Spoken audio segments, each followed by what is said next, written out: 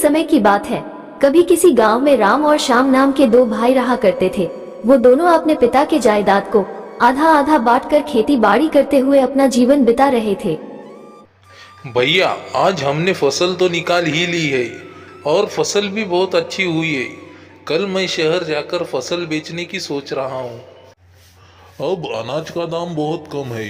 एक और महीना रुक जाएंगे तो अच्छे दाम मिलेंगे। पिछली बार भी वैसा ही अच्छे दामों के लिए ही राह देखते थे हम लोग, मगर दाम बढ़ने के बजाय कम हो गए थे। तो इस बार भी वैसा ना हो जाए, इसलिए सब अभी बेचने का निर्णय लिया है मैंने। तुम्हारी मर्जी। मैं तो एक महीना रुकने की सोच रहा हूँ। वैसे भी तुम शहर जा ही रहे हो तो तुम्हारे बेटे के लिए नए कपड़े ले आ रहे हो क्या? हाँ, बेटे के लिए और मेरी बीवी के लिए नए कपड़े लेने की सोच रहा हूँ। तो फिर मेरे बेटे के लिए भी अच्छे कपड़े लेके आना, नहीं तो वो नाराज हो जाएगा। तो फिर क्या आपके लिए और भाभी के लिए नहीं लाने हैं क्या? हमें नहीं चाहिए। पिछली बार जो लिए थे वो अभी तक चल रहे हैं। इस तरह अगले दिन शहर से अनाज बेचकर आते समय कपड़े लेकर आता है। भैया, ये लो गोपी के लिए कपड़े। कितने दाम में खरीदे हो कपड़े? बहुत अच्छे लग रहे हैं। कितने पैसे हुए? मैं पैसे देता हूँ। गोपी मेरे लिए पराया नहीं है भैया। गोपी मेरे बेटे जैसा है ना, मुझे कुछ भी पैसे नहीं चाहिए। हर बार तुम ऐसे ही बोलते हो। अरे पैसे फ्री मिलते हैं क्या? इस बार तुम्हें पैसे लेने ही पड़ेंगे। जैसे हम रहते हैं वैसे हमारे बेटे भी रहेंगे तो कितना अच्छा होगा। क्यों नहीं रहेंगे भैया? बिल्कुल, वो दोनों हमारे जैसे सगे भाई बनकर ही रहेंगे। इस तरह आपस में दोनों बहुत ही प्यार से रहते थे। उनके बच्चे गोपी और कृष्णा दोनों दोस्त की तरह रहते थे। ऐसे ही कुछ समय बीत गया। ओए, नया सिनेमा आया है, शहर जाकर देखेगा क्या? मेरे बाबा है ना, सिनेमा के लिए पैसे नहीं देते। अरे तू पैसों की परवाह क्यों करता है? कल ही मेरे बाबा के कुछ पैसे चुराए थे मैंने। मेरे पास ही चलना है तो बोल। वैसे चोरी करना गलत बात है ना। अगर काका को पता चला तो बहुत गुस्सा होंगे। क्या करेंगे? जब भी पैसों के लिए पूछता हूँ मना कर देते हैं, इसलिए चोरी की। खुद के घर में चोरी करना गलत है क्या? बोल, चलता है क्या? सिनेमा शुरू हो जाएगा। इसके बाद दोनों शहर में सिनेमा देखने के लिए जाते हैं। पद्मा, मेरी जेब में 20 रुपए थे कल, दिख नहीं रहे। मैं क्यों लूंगी जी, आप कहीं रखकर भूल गए होंगे। अच्छे से देखिए। ये क्या है? रात के रखे हुए पैसे सुबह तक गायब हो रहे। ये चौथी बार हुआ है। आप ही भूल जाते हैं और इल्जाम मुझ पर लगाते हैं। जाने दीजिए। रामू को अभी तक तनख्वाह नहीं दी क्या?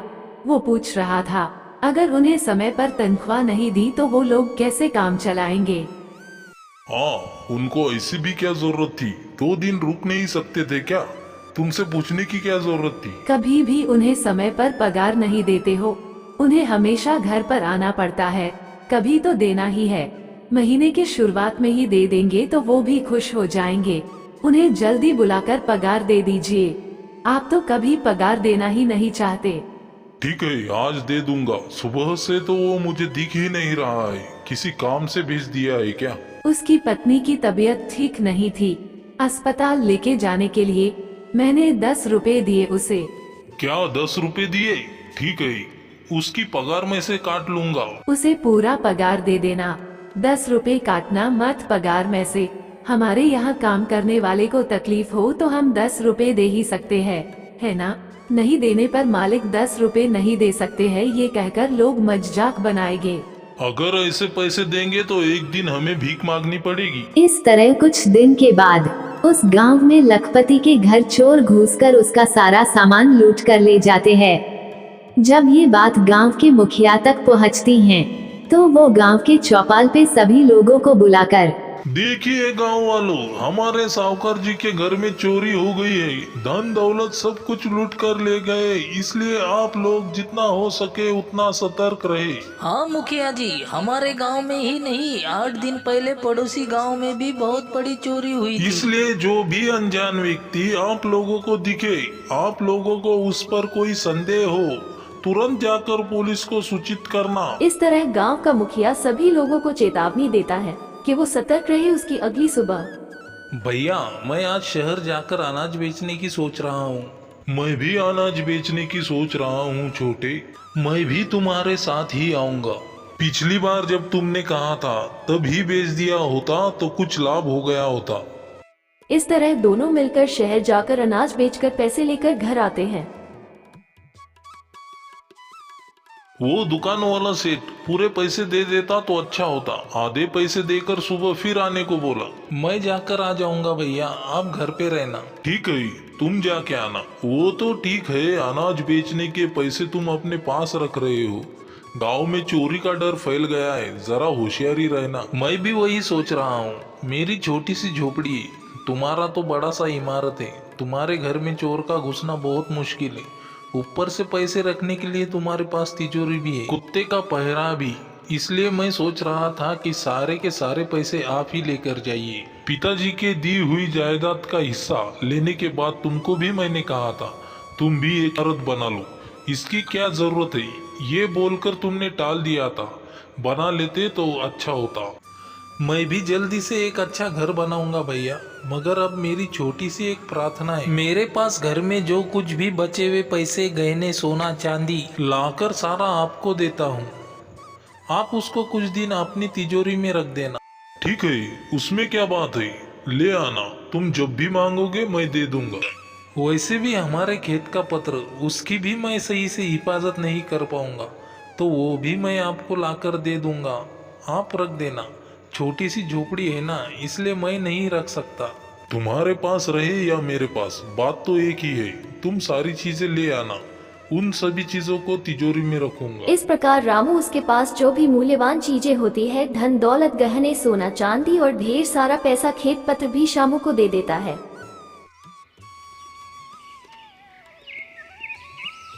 ये क्या जी, सुबह सुबह कहाँ जा रहे हैं? खेत में काम नहीं है क्या आज? कुछ भी नहीं, कल शहर में अनाज बेचा था ना, तो कुछ पैसा लेना बाकी था सेठ जी से, तो वही लेने के लिए शहर जा रहा हूँ। पैसे नहीं मिले थे क्या? नहीं दिया था, कुछ पैसा लेना बाकी। जरा सुनो तो, कृष्णा ने कॉलेज में भरने के लिए पैसे मांगे थे ना, उसको बोलना कि मैं वापस आकर दे दूंगा। इस तरह राम शहर जाता है। शेठ जी से बाकी पैसे लेके वापस आते समय शहर से आने वाली बस की टक्कर हो जाती है और रामू वहीं मर जाता है। हे भगवान, कभी ऐसी दुर्घटना घट जाएगी ऐसा मैंने सपने में भी नहीं सोचा था। पैसे लेने के लिए शहर गया था, लौट के वापस ही नहीं आया। कृष्णा, अंदर जाओ और माँ से 1000 रुपए लेकर आओ। इसके बाद राम की पत्नी रमा और कृष्णा दोनों अंदर जाकर पैसे ढूंढते हैं, लेकिन पैसे नहीं मिलते।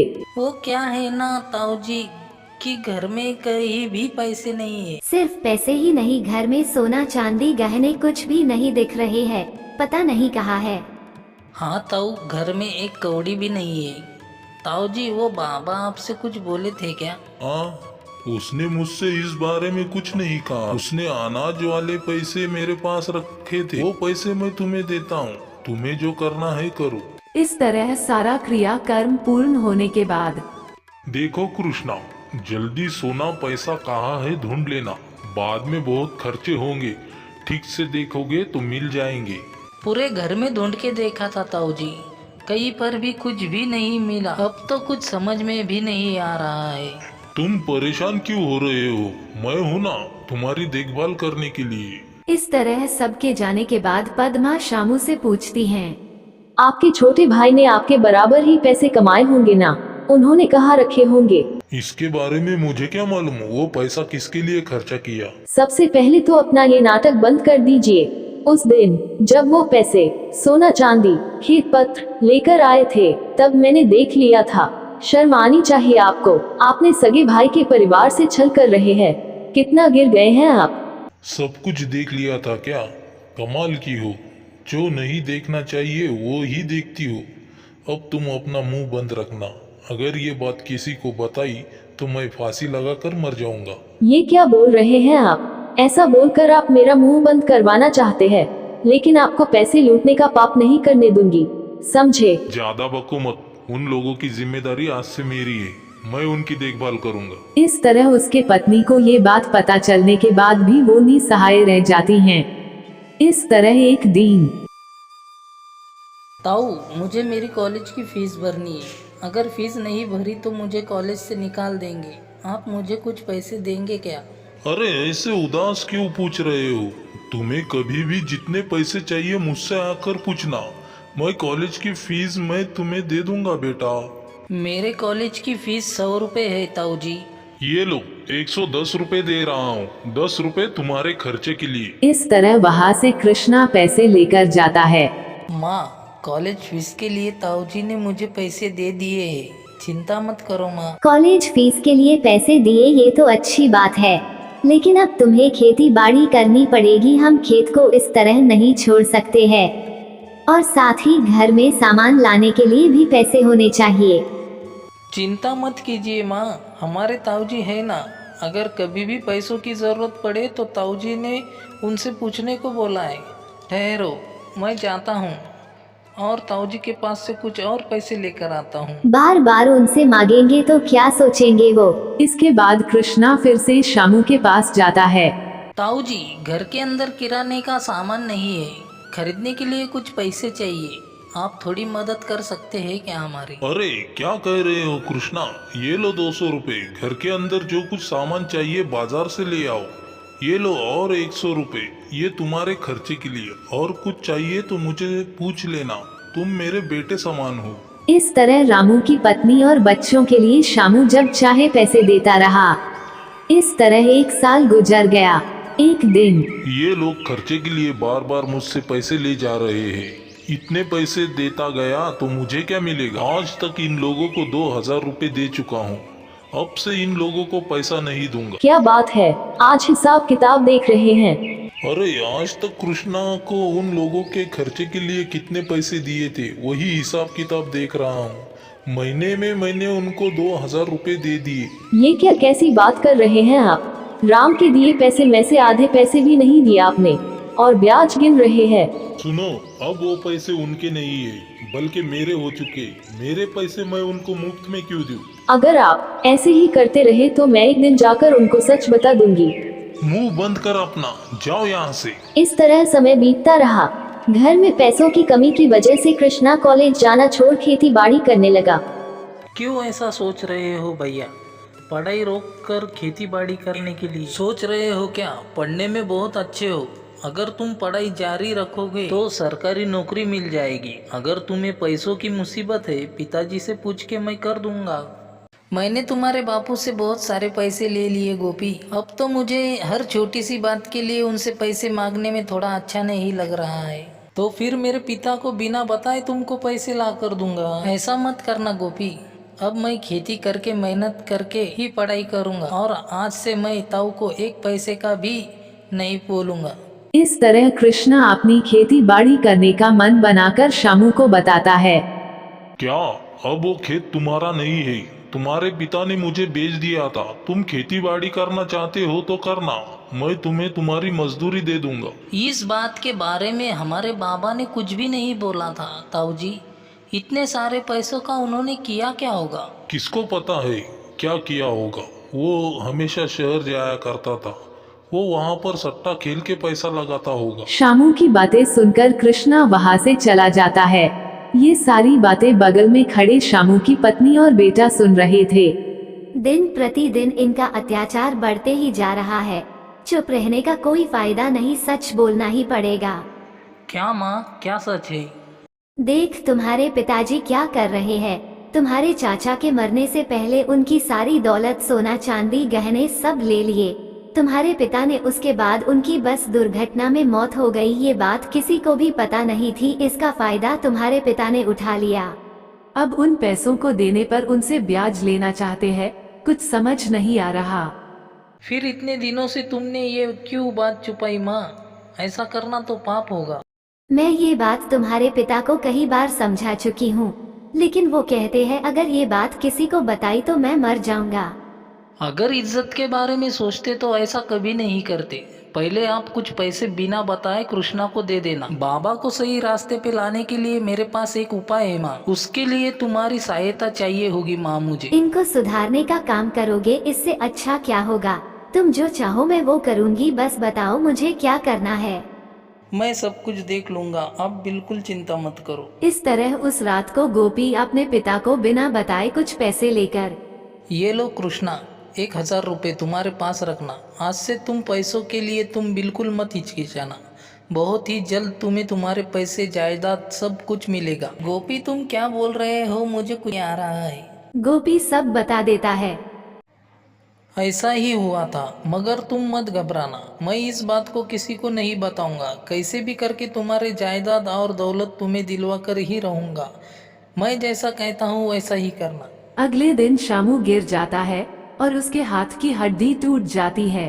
माँ, ये हमारे लिए सही समय है। देखो, आज से हम हमारे उपाय को लागू करना है, ठीक है?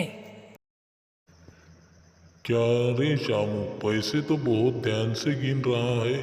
सोना भी तूने तिजोरी में रखा हुआ है और सोना चांदी जेवरात भी तिजोरी में रखे हैं, जमीन के कागजात भी तिजोरी में रखे, यानी मेरी जायदाद बिल्कुल ठीक है।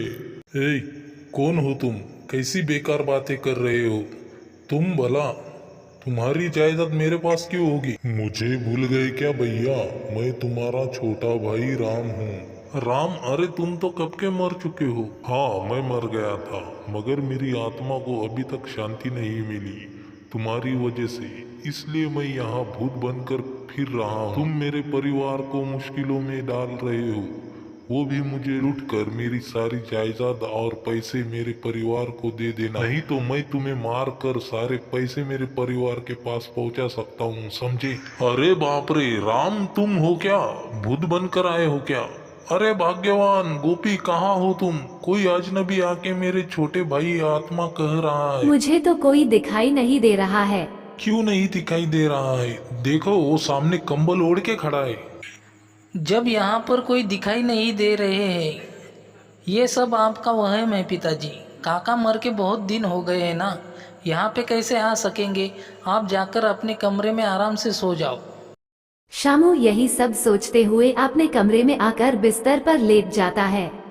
भैया, आराम से सोने की सोच रहे हो क्या?